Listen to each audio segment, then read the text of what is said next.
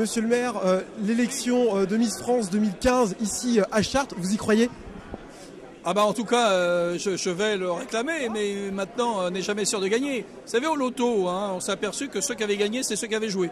Alors moi, je l'ai dit tout à l'heure dans mon petit discours, j'ai dit que Chartres Métropole était candidate pour cette élection 2015, ce qui me paraît normal, puisque vous avez vu qu'elle est du cru. Quand elle est revenue, elle est redescendue, je dirais, sur terre, elle est descendue à Morancet, puisque c'est pour ça qu'on est là aujourd'hui. Morancet, puis Morancet, c'est une ville de l'agglomération, donc de toute façon, si je ne proposais pas ça, ça serait pas correct.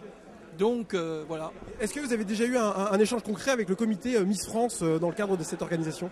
Non, parce que tout ça c'est récent, donc on a encore un peu de temps. Par contre, j'ai discuté avec la dame qui représente le comité Miss France.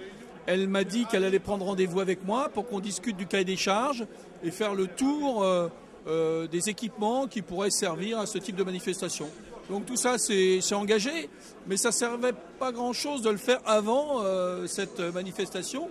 Manifestation sympa, vous avez vu, hein, c'est ce qui se passe sur Morancet.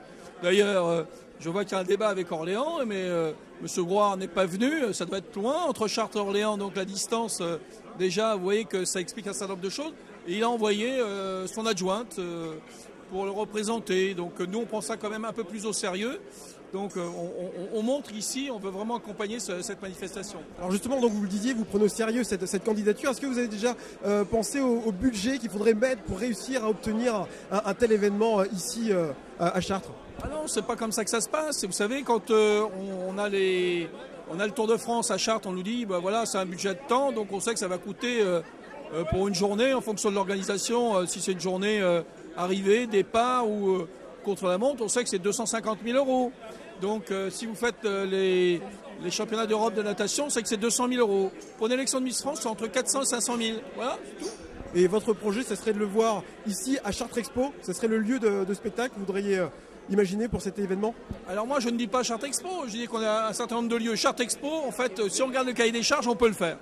Mais il y a peut-être un petit peu mieux, c'est utiliser le complexe aquatique, qui en fait est très très bien dessiné, puisque quand vous êtes dans la tribune du complexe aquatique, vous avez la cathédrale au fond.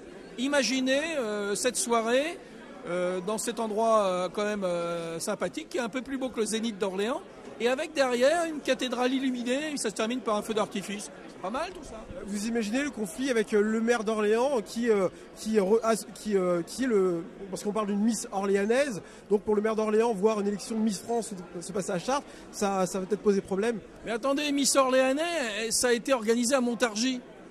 Vous le savez? Oui, très bien. Orléanais, ça s'est fait à Montargis. Donc pourquoi Orléans revendique? À la limite, c'est Montargis qui doit revendiquer. Donc je ne comprends pas la position.